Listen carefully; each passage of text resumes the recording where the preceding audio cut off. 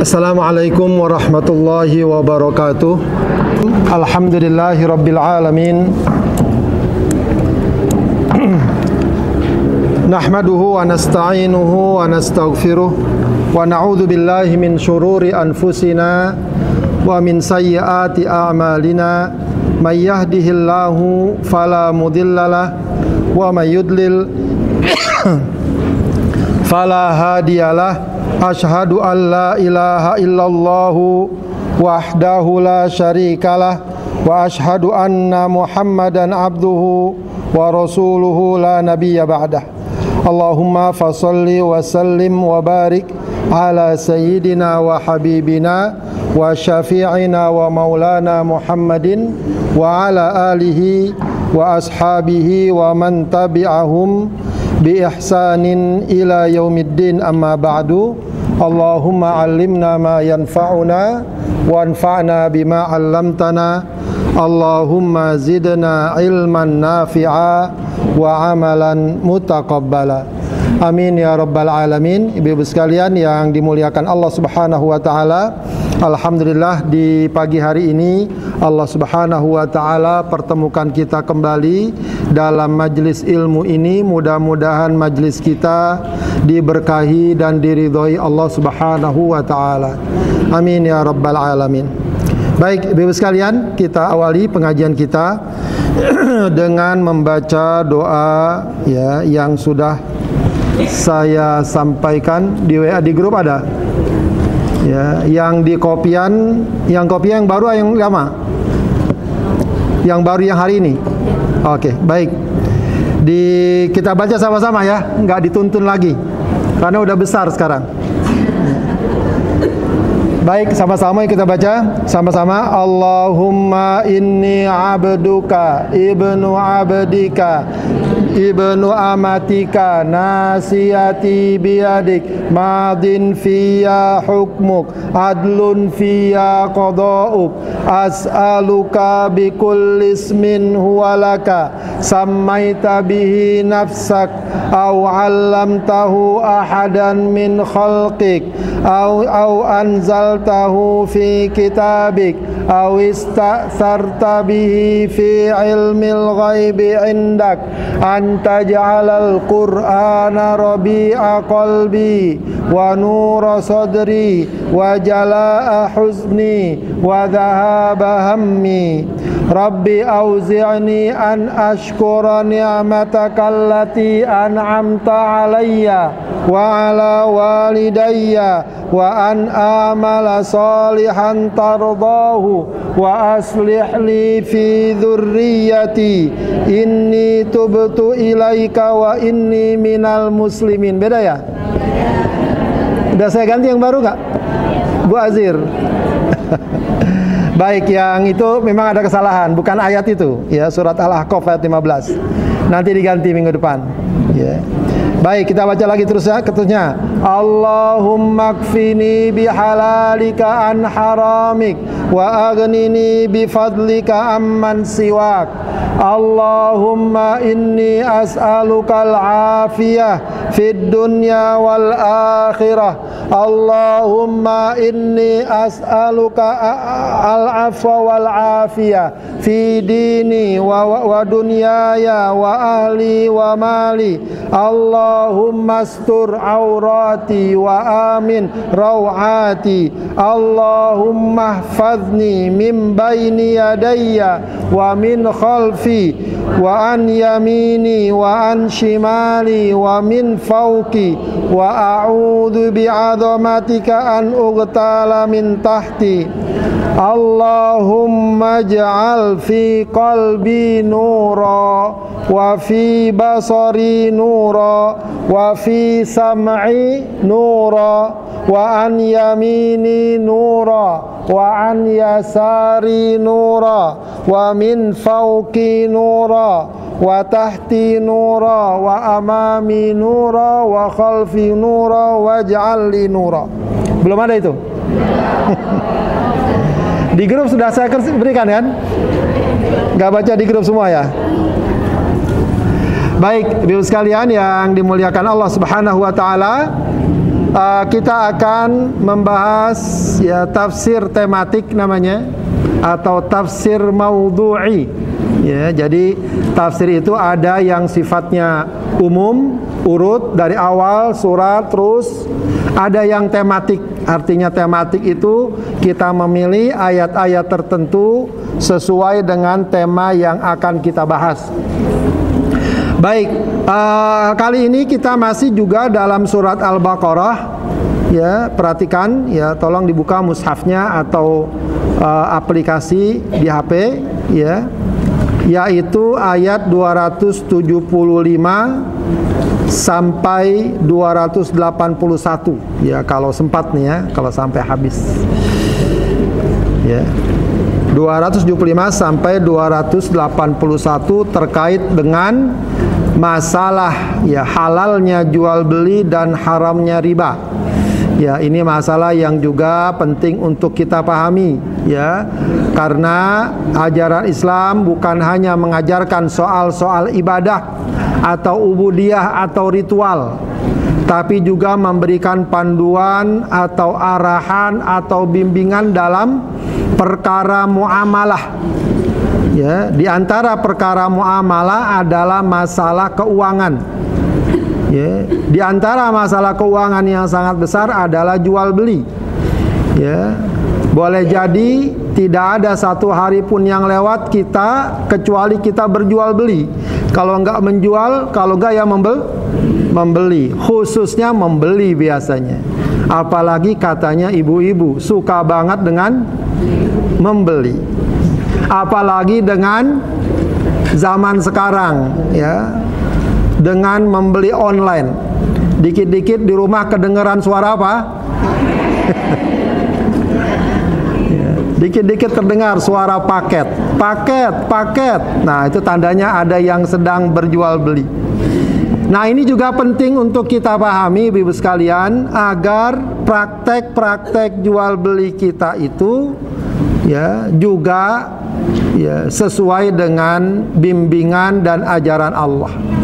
Ya, meskipun memang kaedah dasarnya jual beli itu boleh, atau masalah muamalah itu boleh, tapi ada hal-hal yang kemudian dilarang, dan itu yang hendaknya kita jauhi.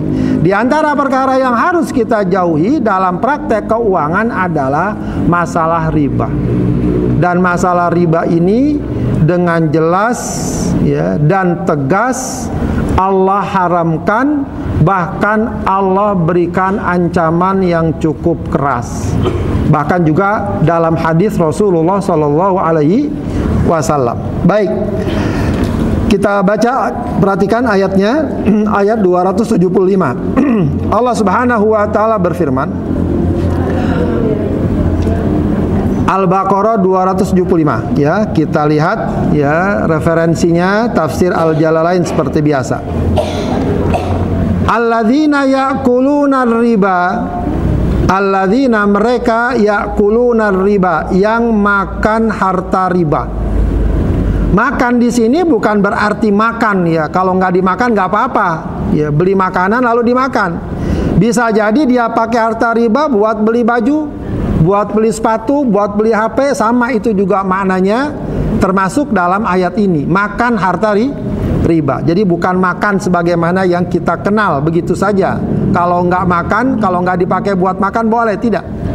Alladzina yakuluna riba ay yakhudunahu wa huwa ziyadah, yaitu yang mengambil harta riba. Ya, apa itu riba? Riba dari segi bahasa artinya tambahan. Ya, tambahan. Ya. Yang dimaksud riba dari segi istilah adalah tambahan ya, yang diambil dalam praktek jual beli atau utang piutang ya, tetapi tidak hak, tidak dengan cara yang benar ya, tidak dengan cara yang benar ya. Tentu ini membutuhkan penjelasan lebih lanjut ya, nanti akan coba kita bahas sedikit.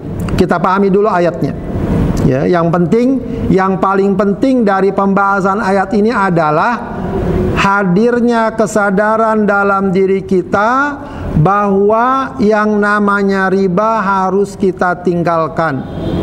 Ya, jadi bukan cuma masalah mencuri harus kita tinggalkan, berzina harus kita tinggalkan, membunuh tanpa hak harus kita tinggalkan, termasuk riba juga harus kita tinggalkan, karena ya tegas dan jelas pelarangannya, bahkan ancamannya. Ya. Baik, kata Allah Subhanahu wa taala, yang makan harta riba la yakumuna, mereka nanti tidak berdiri illa kama yakumul ladzi, kecuali seperti orang yang apa? Yatakhabbatuhu syaiton. Yatakhabbatu itu artinya yusri'uhu atau yasra'uhu. Ya, kalau bahasa kita itu kerasukan setan. Ya, orang kalau lagi kerasukan jin, ya kayak begitulah perbuatannya. Ngomong, ngoceh, ya bertindak, berbuat tanpa dia sadari. Minal masi, ya maksudnya digoda atau dirasuki oleh setan, maksudnya ya di sana ada sikap ya seperti junun, ya orang gila dan seterusnya. Baik.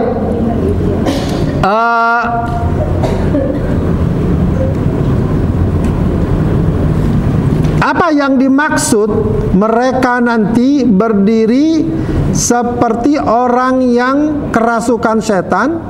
Itu para ulama mengatakan hal tersebut nanti terjadi di hari kiamat. Jadi ketika mereka bangkit dari kubur, mereka ya seperti itu, ya tidak tidak sadar, mereka bertindak, berbuat ya sebagaimana yang kita saksikan orang yang mengalami kerasukan setan, ya. Baik. Kenapa demikian? Kenapa demikian? Dzalika bi'annahum, ay dzalika alladzi nazala bihim, yaitu mereka yang mengalami hal tersebut. Kenapa? Bi'annahum qalu, mereka berkata innamal bai'u mithlur riba. Ya. Karena mereka dulu di dunia membolehkan riba dan bahkan mengatakan jual beli itu seperti riba. Dalam hal apa? Fil jawaz, dalam hal kebolehannya. Boleh kok riba, jual beli aja boleh, riba juga boleh. Ya. Kemudian Allah tegaskan dengan setegas-tegasnya, wa ahallallahul bai'a wa harramar riba. Allah menghalalkan jual beli dan mengharamkan riba. Ya. Maka kata Allah Subhanahu wa taala, ya, faman ja'ahu mau'izatun min rabbih, siapa yang sudah datang kepadanya, ay balaghahu, sampai kepadanya, udah sampai kepada kita, mau'izatun, nasihat, ya, ajaran, pesan, peringatan, ay wa'dun, mau'izah, udah sampai. Apa mau'izahnya yang dimaksud? Bahwa jual beli itu halal, riba itu haram. Ya, fantaha, lalu dia berhenti. Ya, yang tadinya makan harta riba, ngambil harta riba, karena dia belum tahu, lalu dia berhenti. Falahu ma salaf. Maka yang sudah lewat, ya, tidak lagi perlu diperhitungkan atau dipermasalahkan sebelum adanya pelarangan. Aila yustaraddu minhu. Ya, jadi nggak perlu lagi dibalikin atau diapakan begitu, ya. Sudah terjadi. Yang penting apa? Yang penting bertaubat. Yang penting menghentikan perbuatan tersebut. Wa amruhu ilallah. Sedangkan perkaranya diserahkan kepada Allah. Ya, yang tadinya riba, yang tadinya makan harta riba, udah dia tinggalkan. Ya, selebihnya dia bertaubat kepada Allah Subhanahu wa taala. Wa man ada, akan tapi siapa yang kembali, udah dikasih tahu, udah diingatkan, jangan melakukan riba, jangan makan harta riba. Ai ila aklihi musyabbihan lahu bil bai'i fil hilli. Terus dia memakan harta riba, masih juga mengatakan bahwa riba itu seperti jual beli dalam masalah kehalalannya. Apa kata Allah? Faulaika ashabun nar hum fiha khalidun. Mereka adalah penghuni neraka dan kekal di dalamnya.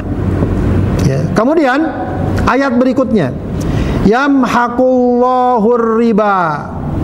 Allah Subhanahu wa taala akan apa? Mengurangi atau menghabiskan atau juga menjadikan orang menjadi rugi, ya. Ya, dengan apa? Dengan riba. Dan juga akan hilang barokahnya. Ya, jadi yamhaqullahu riba. Riba itu akan Allah habiskan, akan Allah hilangkan keberkahannya. Wa yurbis shadaqat, dan Allah akan suburkan sedekah. Ya, jadi memang nanti lawan dari riba itu adalah sedekah. Ya, kalau riba itu biasa tujuannya apa? Agar dia dapat keuntungan sebesar-besarnya, walaupun ada orang lain yang menderita. Kalau sedekah tidak, dia justru akan memberikan ya sebaik-baiknya kepada orang yang membutuhkan, walau dia tidak mendapatkan keuntungan.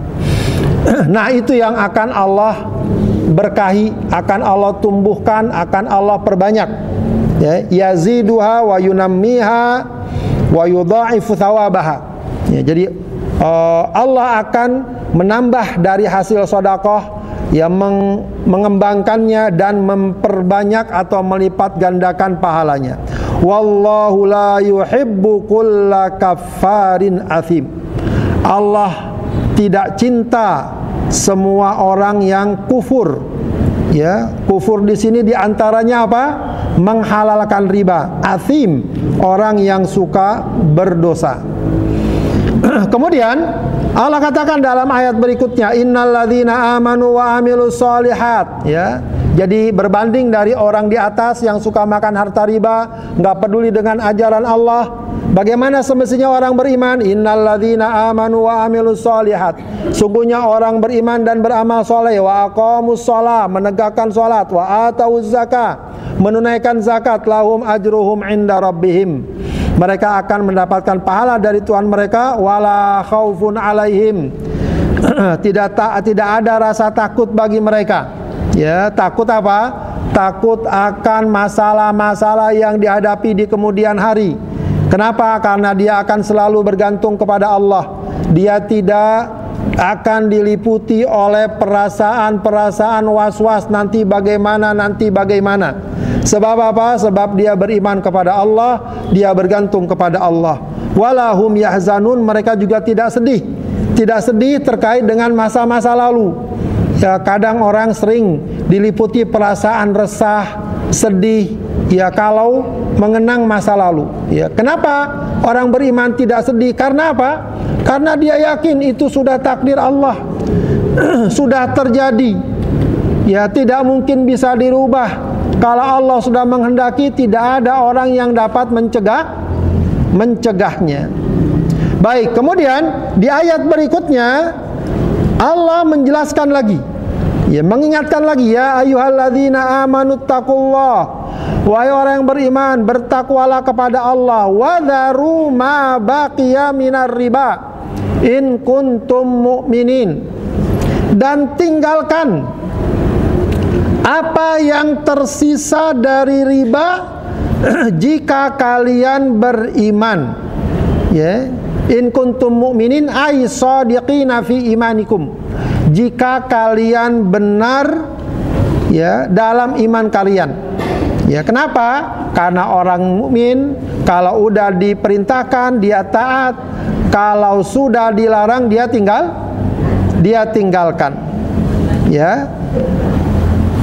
Ayat ini kata para ulama nazalat lamma talaba ba'dus sahaba ba'dan nahyi biriban kana lahu min qabl.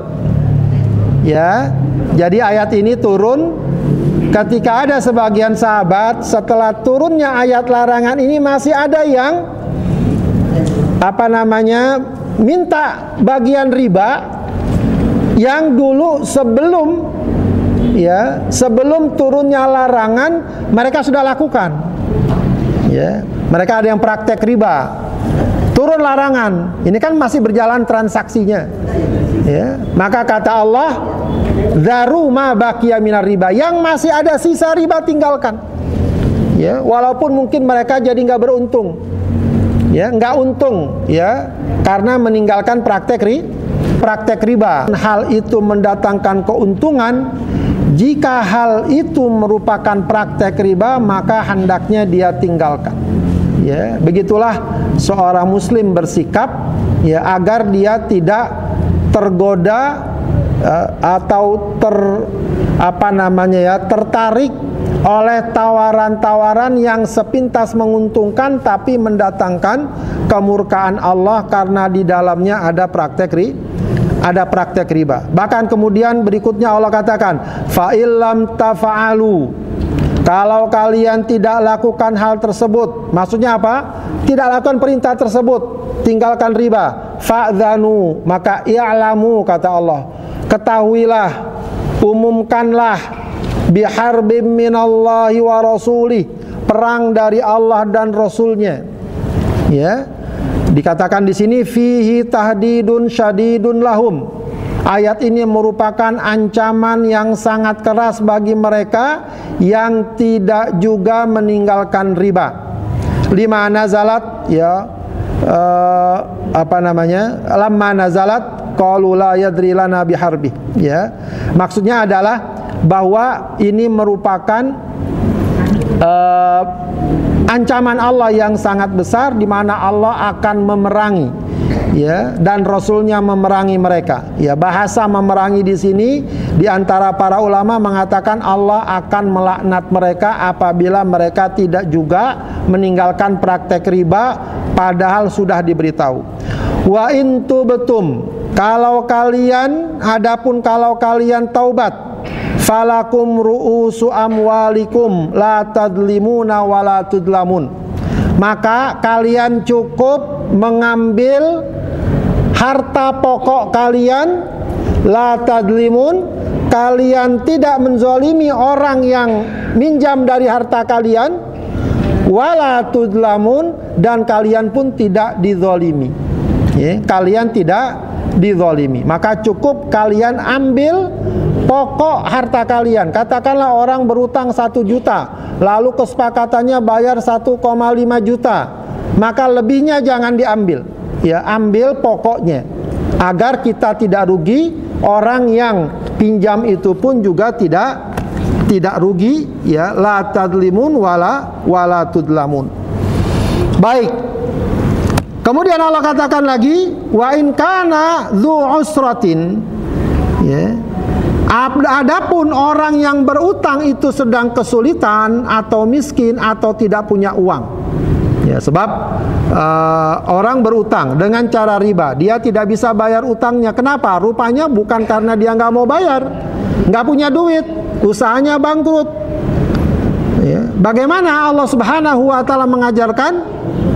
Fanadhiratun ila maisarah.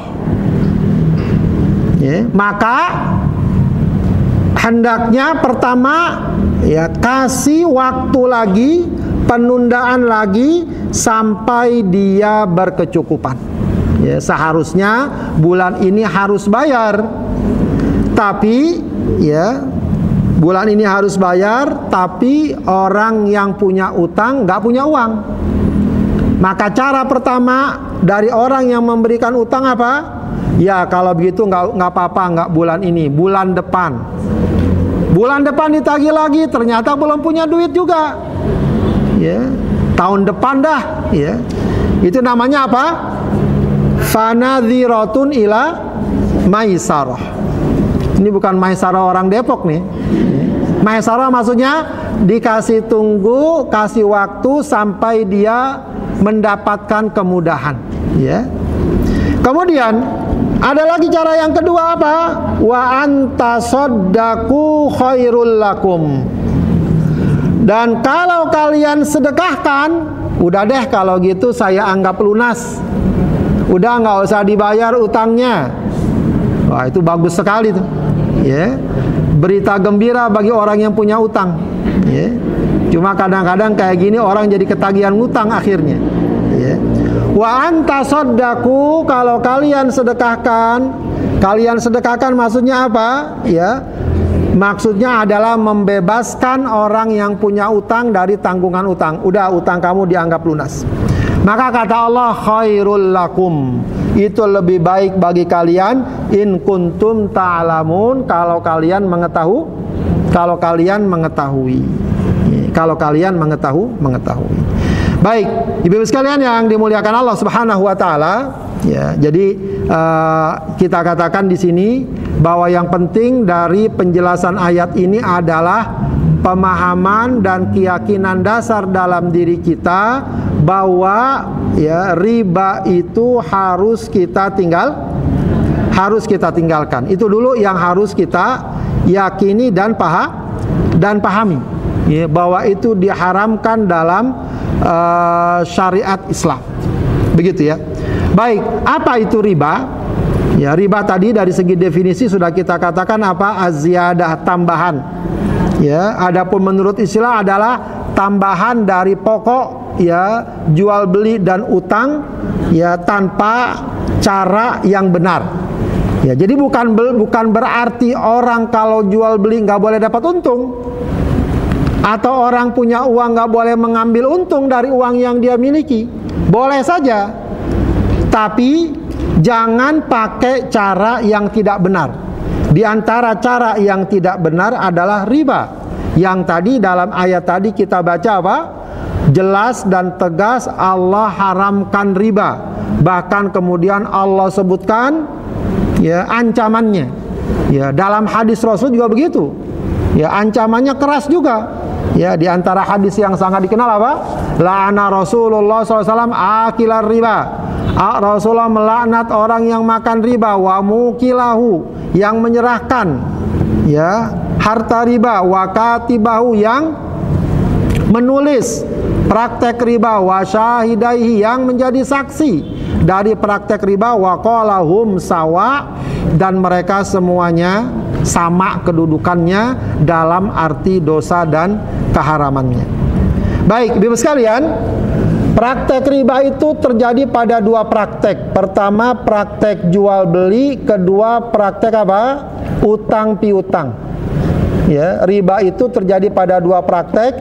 Praktek jual beli dan utang piutang. Baik, praktek jual beli, ya, bagaimana terjadi? Pertama, ya, ada kita kenal dulu yang namanya barang riba. Barang, jadi nggak semua nanti akan masuk dalam kategori riba. Barang riba. Apa barang riba itu? Ada dua kelompok. Pertama adalah alat tukar, kedua adalah makanan pokok yang dapat ditakar.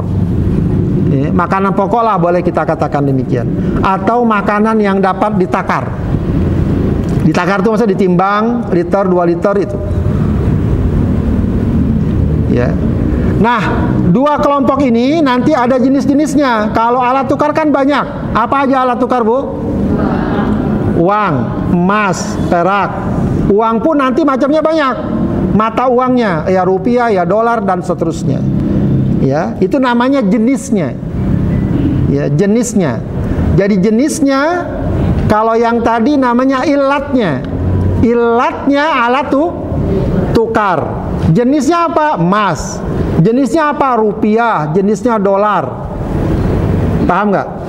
Itu pertama. Yang kedua, barang riba yang kedua apa tadi? Makanan yang dapat ditakar. Baik, itu namanya ilatnya. Ilatnya. Jenisnya apa saja? Ya banyak. Makanan yang dapat ditakar apa saja? Ya beras, ya gandum. Ya. Kalau lontong misalnya, itu ditakar nggak? Berarti dia tidak masuk. Ya. Ditakar, takar itu ditimbang. Ditimbang. Beras, gandum, jagung, begitu ya. Apalagi? Gula ya. Iya, gula. Kalau zaman dulu korma, garam, dan seterusnya.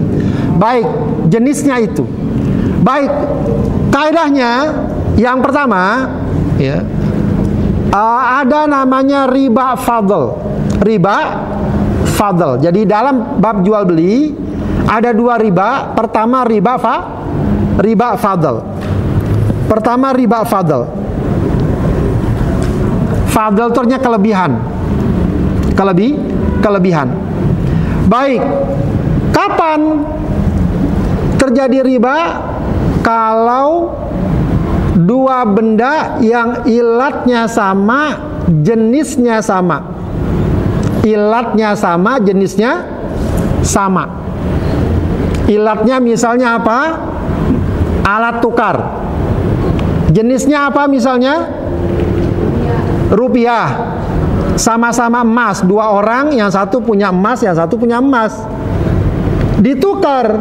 Ya, kalau bahasanya sebenarnya itu bukan ditukar, barter, beli. Cuma yang satunya adalah misalnya 5 gram, yang satu 2 gram. Nah, itu nggak boleh. Artinya kalau ilatnya sama, jenisnya sama, tidak boleh ada selisih jumlah. Dan tidak boleh ada penundaan.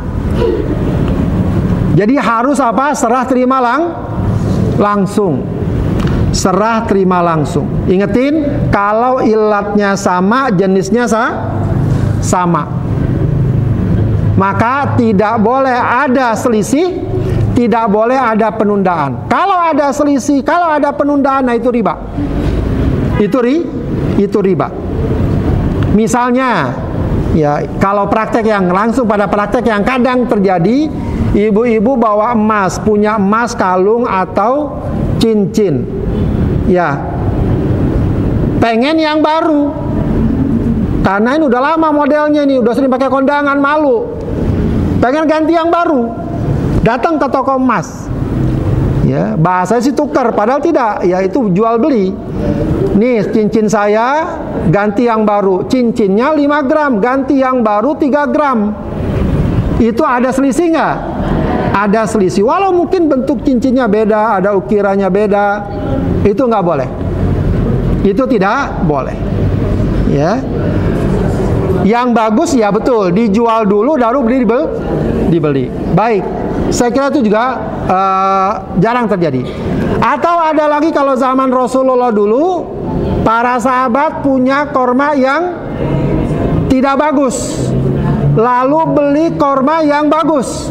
Korma yang tidak bagusnya katakanlah 5 kilo, dapat korma yang bagus 1 kilo, itu tidak boleh. Ya, itu tidak boleh. Karena ada selisih jumlah. Sama juga kadang lebaran kemarin suka banyak orang pengen uang baru. Ya, uang baru beli 1 juta, kasih dia duit 1 juta, uang lama, kemudian dapat uang baru berapa jumlahnya? Ya mungkin kurang 900.000. Itu ada itu tidak boleh. Itu tidak boleh. Ini kan uang lama, ya. Masalahnya sama ilatnya, sama jenisnya. Paham? Baik. Itu termasuk praktek riba, maka dihindari. Ya. Lain halnya kalau ini ada uang baru 1 juta, kita kasih uang 1 juta. Baik, saya minta ongkos upah kesana kemari nukerin uang, kasih 50.000, itu nggak apa-apa. Itu upahnya, tapi tidak langsung dipotong seperti itu. Baik. Berikutnya ibu sekalian, itu namanya riba fadl. Yang kedua adalah riba nasiah. Satu lagi. Riba fadl ada lagi satu, yang ini juga kadang banyak terjadi. Ya. Apa? Tadi kan ilatnya sama, jenisnya sama. Sekarang ilatnya sama, jenisnya beda. Ilatnya sama, jenisnya beda. Tadi apa Bu ilatnya Bu? Yang pertama? Alat tukar. Sama-sama alat tukar. Tapi jenisnya beda. Misalnya apa? Yang satu emas, yang satu perak. Ada orang pengen perak, dia bawa emas. Emasnya 1 gram, peraknya 10 gram, boleh nggak? Boleh. Boleh ada selisih kalau jenisnya beda. Atau yang paling gampang rupiah lah ya. Orang pengen dapat dolar, pengen dapat $1.000, dia bawa duit $1.000, ada nggak yang begitu mau? Nih saya $1.000, mana $1.000? Enak kalau bisa begitu mah, ya. Berarti harus ada selisih. Boleh nggak adanya selisih, Tapi ada yang nggak boleh apa? Ditunda. Jadi harus serah terima langsung. Ilatnya sama, jenisnya beda, harus serah terima langsung. Ya. Kalau Rasulullah mengatakan kalau beda, fabi ukai fasyitum yadan biyadin. Ya, ada hadisnya itu, ya. Maka juallah semau kalian, nggak apa-apa, ada perbedaan, tapi yadan biyadin, serah terima langsung. Ya, jadi ibu kalau pengen tukar uang, datang ke money changer, serahkan uang rupiah, dapat dolar, dapat real. Yadan biyadin, serah terima langsung. Jangan kita bilang ke money changer, saya ngambil uang nih ya, 1.000 real, uang rupiahnya besok saya kasih, nggak boleh. Ya, tidak boleh. Maka praktek yang banyak terjadi diantaranya adalah membeli emas dengan cara cicilan. Kenapa dengan cara cicilan nggak boleh? Karena apa? Baik, kaidahnya tadi apa? Emas dan uang. Ilatnya sama nggak emas dan uang? Ilatnya apa ilatnya? Alat tukar. Jenisnya sama nggak? Beda. Jadi boleh berbeda. Cuma yang nggak boleh apa? Ditunda. Yang nggak boleh adanya penundaan. Ya. Dia nyerahin berapa beli emas? 2 gram. Berapa 2 gram harganya? Katakan berapa sekarang 2 gram Bu? 1 gramnya berapa? Lagi mahal emas ya. 1, berapa? 1,5 lah ya, enggak 1,7 lah. 1,7 beli emas 1,7 juta 1 gram, diserahkan itu emas. Baik, saya bayarnya cicil ya, berarti cash atau tidak? Tidak, maka enggak boleh. Tidak boleh cicilan beli emas, ya. Itu memang pendapat klasiknya, meskipun memang ada sekarang fatwa yang membolehkan membeli emas dengan harga cicilan. Ya, ada beberapa fatwa sekarang yang membolehkan. Namun wallahu alam, saya sering katakan lebih hati-hati, hindari beli emas dengan cara cicilan atau utang. Ya, saya kan nggak punya duit Pak Ustadz. Kalau beli nunggu sampai punya duit 1,7 juta. Ya, sebenarnya bisa sekarang kan emas ada yang dijual dengan kurang dari 1 gram, ada nggak? Ada, beli aja yang 0, ya berapa? 0,10 gram, 0,20. Jadi ya kira-kira seginilah beratnya, ya, sebesar ya biji sawi lah. Ya, itu ada yang jual sekarang, kecil memang, tapi kalau dikumpulin kan jadi 1 gram. Ya, jadi itu riba yang pertama, riba jual beli. Nasi'ah, apa riba nasi'ah? Ini termasuk riba dalam jual beli juga ya. Riba dalam jual beli. Apa prakteknya? Menjual barang dengan cara utang atau kredit. Tapi ingat, bukan masalah utang atau kreditnya. Ya. Kalau beli atau jual barang dengan utang atau kredit itu boleh. Yang tidak boleh apa? Lanjutannya, menjual barang dengan cara utang atau kredit dengan kesepakatan apabila ada penundaan pembayaran, maka akan dikenakan tambahan harga, atau bahasa sekarang denda atau penalti. Ya, kesepakatannya kreditnya sampai 10 juta, ya, per bulan 1 juta. Tapi apabila ada keterlambatan, 1 bulan terlambat ditambah jadi 1 juta. Seharusnya 10 juta jadi 11 juta. Begitu seterusnya, keterlambatan-keterlambatan akan dikenakan penalti per bulannya. Ya, sehingga kadang yang utangnya cuma 10 juta jadi 20 juta, jadi 50 juta. Nah, ini adalah riba. Ya, ini banyak dipraktekkan, pinjol segala macam, orang akhirnya jadi terlilit utang. Ya, terlilit utang. Baik. Nah, itu adalah bentuk jual beli yang di dalamnya mengandung riba. Kreditnya nggak apa-apa, kreditnya boleh. Tapi persyaratan harus menambah apabila ada keterlambatan, itu yang dikatakan riba. Baik, itu riba jual beli. Kemudian yang kedua adalah riba utang piutang. Riba utang piutang hampir sama dengan jual beli. Ya.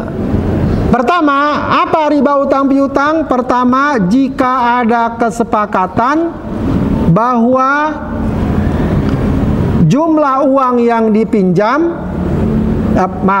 jumlah uang yang dikembalikan lebih besar dari jumlah yang dipinjam, yang diutangkan. Ya. Jadi jumlah uang yang harus dikembalikan lebih besar dari jumlah yang dipinjamnya 100 juta, kembalikannya 150 juta dalam tenor 10 atau 15 tahun. Utang ya, ini babnya utang, bukan jual beli. Utang.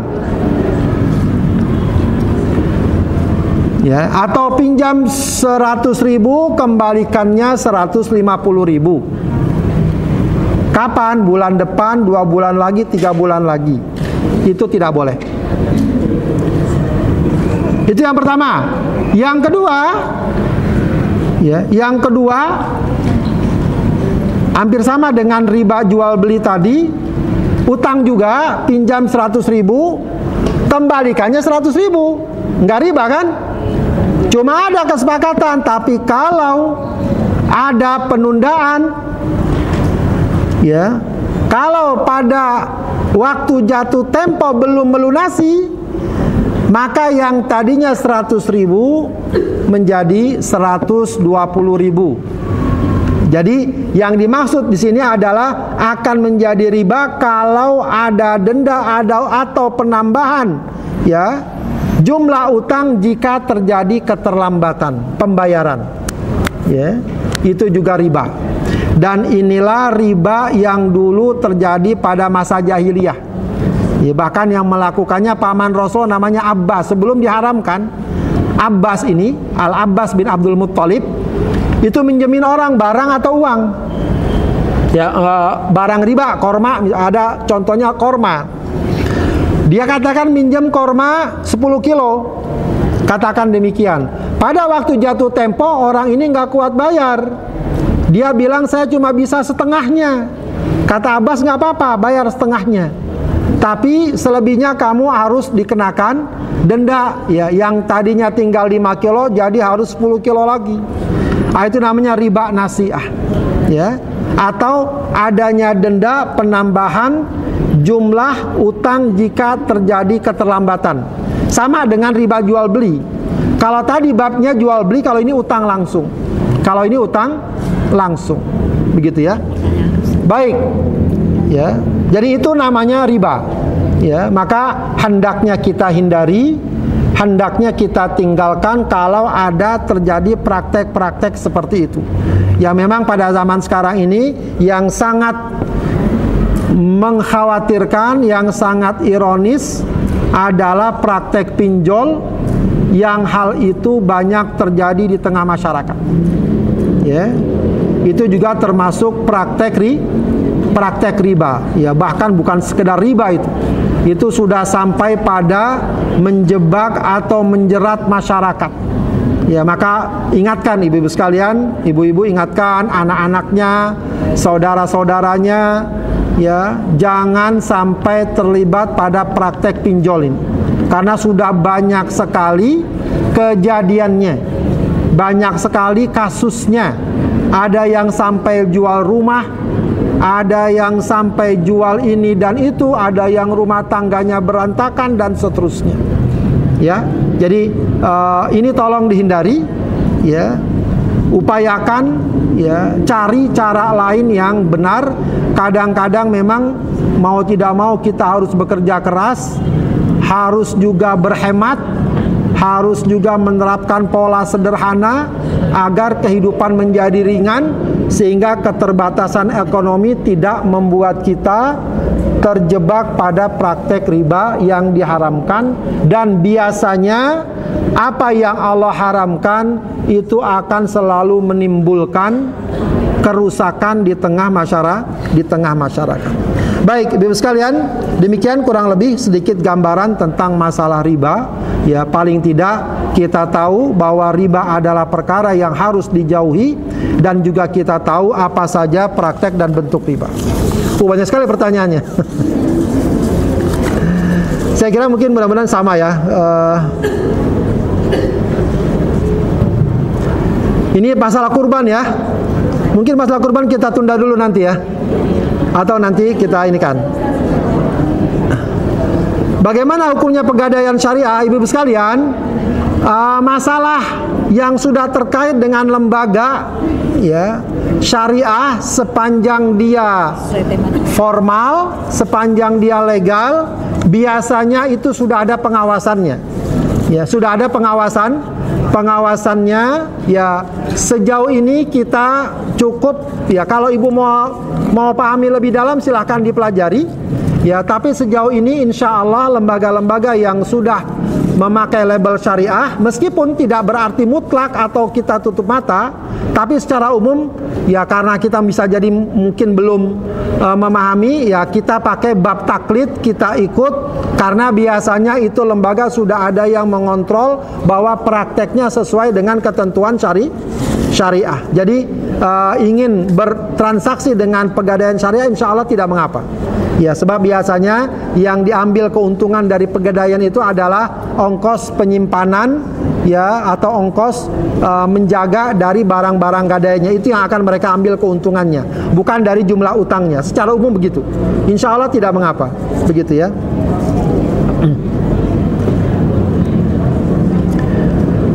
Jual beli jasa pada Yayasan Bunga Kamboja. Apa ini ya jual beli jasanya? Nanti mungkin bisa dilihat. Jual beli jasa boleh saja, tidak masalah secara umum. Yang penting jasanya jelas, ukurannya jelas, harganya jelas. Begitu ya. Misalnya kita jual beli jasa, baik, kamu mau beli jasa apa? Jasa cleaning service, membersihkan rumah. Itu kan jasa kan? Kita tahu ukurannya apa aja yang dibersihkan, apa saja, lalu berapa ongkosnya, sudah. Itu dibolehkan. Jasa terjemah misalnya, saya suka dulu menterjemah, itu jasanya setiap 100 karakter bahasa Arab ke bahasa Indonesia itu 300 real. Wah, itu lumayan ya. Setiap 100 karakter itu kurang lebih mungkin 2-3 halaman, itu 300 real. Nah, itu ada jelas panduannya. Ya, jangan terjemahin ya. Ya, apa ya, udah nih sekian, nggak jelas berapa halaman, berapa karakter dan seterusnya. Yang penting jelas apa pekerjaannya, apa hasilnya, waktunya sampai kapan, lalu berapa biayanya, itu jelas. Baik, adapun kepada pihak manapun silakan ya, kepada non muslim sekalipun silakan, tidak masalah. Baik, ini hukum asuransi juga. Ya, asuransi sebenarnya babnya bukan riba yang lebih banyak, meskipun ada ribanya juga. Ya, asuransi itu bisa masuk bab riba karena uangnya itu akan dikelola salah satunya ke perbankan syariah, ke perbankan konvensional, atau dia bungakan. Nanti hasilnya akan dibagikan. Nah, itu yang bab ribanya. Selebihnya asuransi itu kalau dalam jual beli namanya bab gharar. Ya, nggak jelas. Ya, dia sudah menyerahkan sejumlah uang, ya, ternyata nggak diambil. karena dia tidak mengalami apa yang dialami, ya. Atau dia menyerahkan sedikit dapatnya banyak, yaitu babnya gharar. Ya, meskipun nanti ada asuransi syariah, ya itu juga bagus sebenarnya. Ya, nanti tidak begitu kesepakatannya. Jadi ada sebagian yang akan diusahakan, sebagian masuk bab sedekah, ya, sebagian adalah diinvestasikan. Nah, itu ada ketentuannya. Maka ini tentu penjelasannya akan panjang, ya. Yang paling mudah, kalau itu kita kenal sebagai asuransi syariah, maka dia insya Allah memiliki legalitas, ya, khususnya yang resmi, ya, yang sudah mendapatkan legalitas resmi dari lembaga resmi. Kalau di Indonesia namanya OJK, ya. Nah, itu kita tanya, ini sudah dapat legalitas belum dari OJK sebagai bank syariah, sebagai lembaga keuangan syariah, sebagai pegadaian syariah, sebagai asuransi syariah? Kalau sudah, berarti dia sudah berada di bawah pengawasan, ya. Itu untuk lebih mudahnya saja. Bagaimana hukum arisan? Arisan boleh saja, tidak masalah, ya. Yang penting jangan kabur. Kalau udah dapat itu aja lah yang paling gampang, ya. Dan tidak ada selisih jumlah, ya. Jadi yang belakangan bayarnya lebih mahal, nggak boleh. Kalau yang belakangan bayarnya lebih mahal, atau yang sudah dapat bayarnya lebih mahal, itu nggak boleh. Semuanya sama, bayarnya sekian, dapatnya sekian, sama, nggak ada perubahan. Itu nggak apa-apa. Adapun masing-masing ngasih makan, ngasih apa, itu babnya adalah sedekah, kesukarela, dan seterusnya. Bukan syarat, ya, bukan. Kalau dikasih syarat, maka dia bisa jadi masuk perkara yang diharamkan. Baik. Yang narik dipotong admin 5%. Baik, potongan atau biaya administrasi selagi wajar tidak masalah. Misalnya ada orang minjem uang ke sebuah lembaga, ya, ke sebuah lembaga, pinjamannya sesuai ketentuan syariah, tidak ada penambahan biaya, tidak ada ini, cuma karena lembaga tersebut untuk mengatur misalnya karyawan atau juga properti, dia butuh biaya, maka karena minjem ke lembaga tersebut ada biaya administratif. Selagi biayanya wajar, tidak berlebihan, nggak apa-apa, tidak apa-apa. Ya, dan itu memang dipakai untuk katakan yang mengelola. Misalnya yang ngurusin arisan kan capek, dia capek, dia nyatet, dia megang, ada tenaga yang dibayar, nggak apa-apa. Itu namanya biaya administratif, tidak mengapa. Yang tadi tidak boleh kalau ada tambahan secara jelas sebagai sebuah kesepakatan. Bagaimana hukum sukuk? Ya, sukuk juga boleh. Insya Allah sukuk itu secara umum adalah praktek syariah dari obligasi. Kalau praktek konvensional namanya obligasi. Kalau praktek syariahnya namanya sukuk. Ya, itu insya Allah sudah ada. Makanya itu bisa menjadi alternatif bagi orang investasi. Ya, jadi investasi sekarang sudah ada sukuk syariah, sudah ada dana reksa syariah, ya, sudah ada deposito syariah, bisa. Ya, itu kalau di lembaga yang punya legalitas, insya Allah berada di bawah kontrol, di bawah pengawasan. Ya.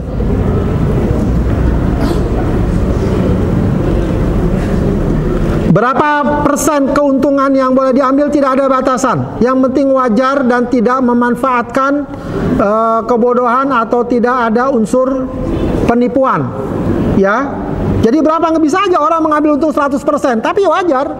Pasarannya memang begitu. Bisa jadi dia ambil di daerah, ya, satu barang di kota harganya bisa jadi 200%. Ya, ibu beli katakan sekarang kambing di mana? Di daerah sana, pojok. Harganya 1 juta, di Depok dijual 2 juta. Boleh nggak? Boleh. Itu 100%, nggak ada batasan. Yang penting wajar, tidak ada pengelabuan. Ya, kecuali kalau orang misalnya tipu, ya, seharusnya bagus jadi tidak bagus, ya, dan seterusnya, itu nggak boleh. Kalau ada unsur penipuan. Apakah bank konvensional dan bank syariah berbeda? Ya, berbeda. Ya, meskipun ada berbagai pihak yang masih meragukan, tidak. Ya, bank syariah ada lembaganya, ada kontrolnya. Ya, kalau setiap bank syariah namanya ada DPS, Dewan Pengawas syariah. Nanti mereka akan dididik lagi, dikontrol lagi, dan seterusnya. Ya, secara umum beda, legalitasnya juga beda. Ya mungkin ada beberapa hal yang terkesan sama. Sebenarnya apa yang terkesan sama itu beda dalam akad-akadnya. Ya, KPR misalnya, ada KPR bank konven, ada KPR bank syariah. Tapi kalau dicermati biasanya akadnya berbeda. Ya, secara garis besar misalnya kalau KPR konven, seseorang hubungannya ke developer langsung, ke penjual rumah, lalu banknya akan nalangin pembayaran, maka kita utang dengan bank dengan bunga tertentu. Kalau bank syariah tidak, bank syariah akan beli rumah tersebut, kita beli dari bank syariah dengan cara kredit, tentu saja bank syariah pun ingin mengambil untung. Maka ditetapkan marginnya, kita bayar dengan akad jual beli. Baik. Benarkah harga barang secara cash dan kredit harus sama? Ya tidak. Kalau harus sama, buat apa ada cash dan kredit? Ya. Justru ya, cash dan kredit itu tujuannya adalah ya agar meringankan pembeli karena dia tidak punya uang cash, dan juga menguntungkan penjual karena dengan begitu barangnya akan lebih mahal, dan itu dari segi ekonomi wajar. Ya, jadi kalau misalnya orang jual emas, kalau emas oke, jual katakan laptop, dia jual harga 5 juta cash. Kalau kredit 5 juta juga, padahal itu misalnya sampai setahun, ya rugilah penjual. Ya, jadi tidak mengapa ada perbedaan harga. Kalau cash 5 juta, kalau kredit 10 juta.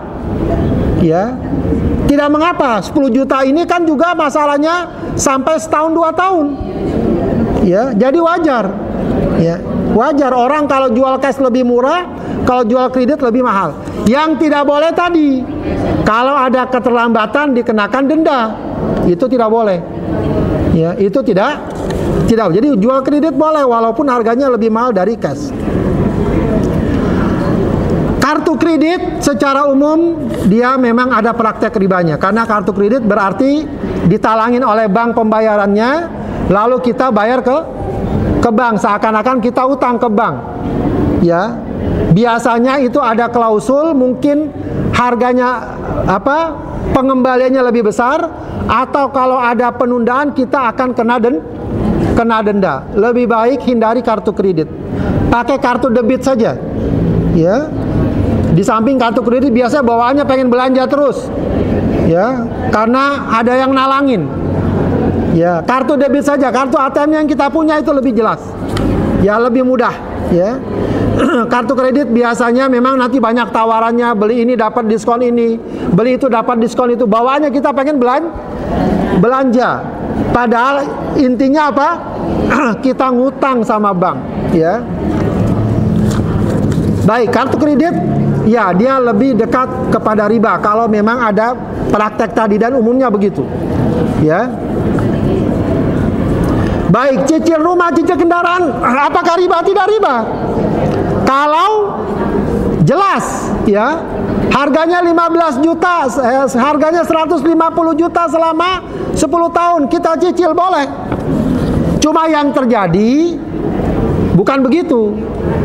Yang terjadi adalah tadi kita menghubungi finance atau lembaga keuangan, kita mau beli rumah, dia belikan rumah tuh, ya, dia talangin beli rumah, udah kita beli rumah dari developer. Lalu kita punya utang berapa? 150 juta. Kita bayarnya 200 juta. Nah, itu yang jadi masalah. Itu yang jadi masalah. Makanya tadi kalau ke bank syariah biasanya akadnya murabahah, banknya yang beli rumah itu, beli dia, lalu jual ke kita, meskipun dia belinya 150 juta, jual ke kita 200 juta, nggak apa-apa. Kita cicil 200 juta dalam jangka waktu 20 atau 15 tahun. Ya, jadi memang ada perbedaan akadnya. Ya. Sekali lagi, beli barang dengan cara cicilan nggak masalah. Beli apapun, kendaraan, rumah, dan seterusnya. Kalau menabung emas di bank hukumnya apa? Menabung emas apa maksudnya, saya belum paham. Kalau kita beli emas, kita simpan di bank, ya nggak masalah. Ya, kita beli emas, apalagi kita udah punya akunnya, rekeningnya, akun emas. Kita beli sama bank, otomatis bank nyerahkan itu masuk ke akun kita, dan berarti uang emas itu adalah emas kita. Ada ya bentuknya, nggak apa-apa. Ya, itu tidak apa-apa. Ya, artinya kita pun akan terbantu karena menyimpannya itu lebih aman. Ya, penyimpanannya lebih aman. Wallahu a'lam bishawab. Baik, Ibu sekalian, demikian. Ya, silakan kalau ada yang salah. Ini pengalaman juga dari teman. Jadi waktu kita masih kerja dulu, ini ada satu teman, dia sebagai pengelola, dia ngumpulin ke teman-teman, dia untuk investasi. Jadi investasi, kemudian kita dikasih persenan gitu, lancar itu. Persenannya berdasarkan apa? Nggak tahu juga, karena dia cari modal untuk suatu usaha. Ya. Dia rekrut dari teman-teman untuk investasi. Ya. Nanti dia per bulannya itu dikasih berapa persen? Ya, berapa persennya dari apa? Berdasarkan apa? Misalnya kalau 10 juta sekian, kalau itu berarti persentasenya berdasarkan modal. ya, nah itu berdasarkan modal. Nah itu lancar, lancar. Dia juga nyetor di satu keluarga ya. Kemudian dia usahanya itu berubah menjadi pemborong bikin perumahan ini Ustaz. Nah setelah bikin perumahan itu macet, sehingga untuk investasi bagi hasil tidak lancar ya. Ya. Nah kemudian setelah pensiun orangnya menghilang Ustaz. Dan kita banyak teman-teman yang di sana dan kita hubungi nggak bisa, dan tidak. Jadi bagaimana kita menghubungi mengingat tidak bisa, jadi ada itu banyak beberapa yang kena. Ya. Terima kasih. Baik. Assalamualaikum warahmatullahi. Ini memang banyak terjadi, dan saya ingatkan kalau ibu-ibu dapat tawaran seperti ini, jangan gampang tergiur. Ya, itu yang biasa disebut dengan investasi bodong. Baik, walau sesama teman, walau orangnya jenggotnya panjang sekalipun, ya jangan mudah terpercaya. Apa tandanya? Pertama, tandanya itu sudah mengandung riba. Kalau orang paham riba, maka itu dia nggak akan ambil walaupun memang ada untungnya. Ya, orang nanam investasi itu bukan investasi sebenarnya, itu utang. Ya, itu utang yang mau dia kembalikan untungnya dalam bentuk untung ini dan seterusnya. Jadi tandanya apa? Kalau ada orang nawarkan investasi ke saya 100 juta, 50 juta, nanti kamu dapat 10% dari 100 juta. Dari 50 juta, dari uang yang kamu serahkan dapat 10%. Itu riba. Itu bukan investasi. Kalau investasi yang benar adalah kamu dapat 10% dari hasil keuntungannya. Paham nggak, Bu? Itu bahasa dia bagi hasil, itu bukan bagi hasil. Paham nggak? Itu bukan bagi hasil. Itu bahasa dia memang bagi hasil.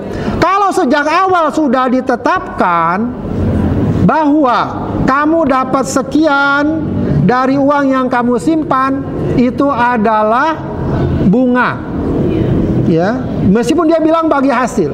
Kalau yang benar bagi hasil apa? Dikerjakan dulu, katakan selama ditetapkan 6 bulan kayak 1 tahun begitu.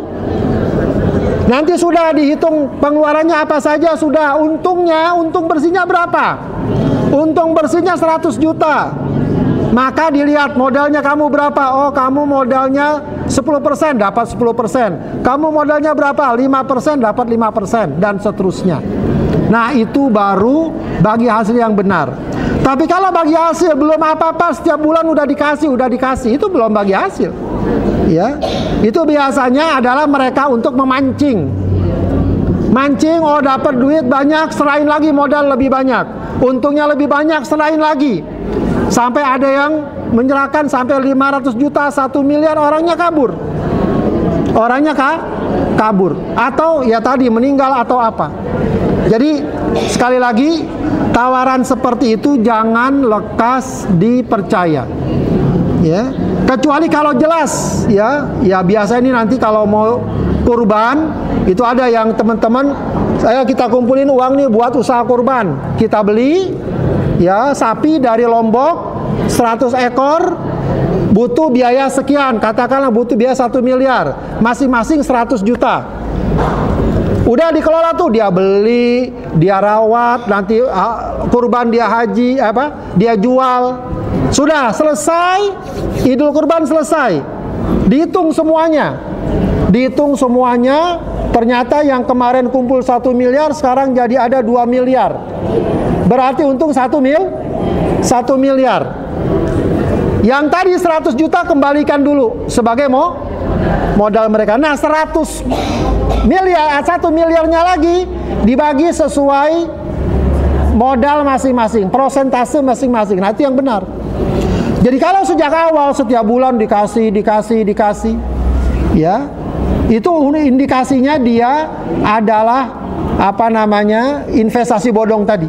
Biasanya itu untuk menarik pemodal atau member agar lebih banyak menyerahkan. Maka tanya dulu, baik kalau saya serahkan 100 juta, apa yang menjadi hak saya? Kalau dia bilang, pokoknya Anda setiap bulan dapat 10 juta, begitu saja, itu nggak benar sudah. Itu tidak benar.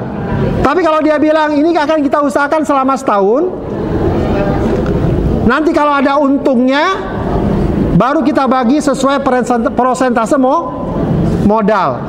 Kalau nggak ada untung gimana, rugi gimana? Ya tanggung sama-sama. Untung sama-sama, rugi sama-sama. Ya itu namanya investasi. Itu namanya investasi. Jadi kalau yang dialami ibu atau siapapun, kalau benar dia usahanya, kalau ternyata rugi, ya rugi tanggung semua. Kalau ternyata untungnya dihitung berapa, ya nanti dibagi sesuai jumlah prosentase modal yang diserahkan. Nah itu namanya investasi, begitu ya. Jadi ini memang banyak terjadi, banyak orang yang tertipu. Jadi usaha kita untuk Baik, kalau masih ada yang bisa dicari, apakah keluarganya yang megang itu atau orang lain, dicari saja. Ya, diminta. Ya, biasanya itu juga kadang-kadang ibu sekalian nggak punya legalitas hukum, sehingga kalau kita nuntut pun susah. Kalau kita misalnya investasi di bank syariah itu ada legalitas hukumnya, begitu ya. Jadi mereka nggak punya legalitas hukum. Ya, kalau ada legalitas hukumnya, ada surat-suratnya, ya bisa diajukan ke pengadilan, bisa. Ya, cuma masalahnya kadang-kadang nggak ada legalitas hukum. Wallahu a'lam. Baik, ibu sekalian, kalau tidak lagi kita cukupkan kajian kita. Mudah-mudahan bermanfaat. Ya, kita baca doa sama-sama. Astaghfirullahaladzim, astaghfirullahaladzim, astaghfirullahaladzim. Hamdan yuafi ni'amahu yukafi'u mazidah. Ya Rabbana wa ilahana lakal hamdu wa lakal syukru kama yanbaghi li jalali wajhika wa 'azimi sultanik. Allahumma salli ala Sayyidina Muhammad wa ala ali Sayyidina Muhammad. Rabbana taqabbal minna innaka antas sami'ul alim wa tub alaina innaka antat tawwabur rahim. Allahumma ya muqallibal qulub tsabbit qulubana ala dinik. Allahumma kfina bihalalika an haramik wa aghnina bifadlika amman siwak. Allahumma a'inna ala dzikrika wa syukrika wa husni ibadatik. Allahumma ja'alil qur'ana syafi'an lana. Allahumma ja'alil qur'ana hujjatan lana la hujjatan alaina. Rabbana ighfir lana wa liwalidina warhamhuma kama rabbayana shighara. Rabbana hab lana min azwajina wa dhurriyyatina qurrata a'yun waj'alna lil muttaqina imama. Rabbana atina fid dunya hasanah wa fil akhirati hasanah wa qina adzabannar. Subhana rabbika rabbil izzati amma yasifun wa salamun ala mursalin walhamdulillahi rabbil alamin. Subhanakallahumma wa bihamdika asyhadu an la ilaha illa anta astaghfiruka wa atubu ilaik. Assalamualaikum warahmatullahi wabarakatuh.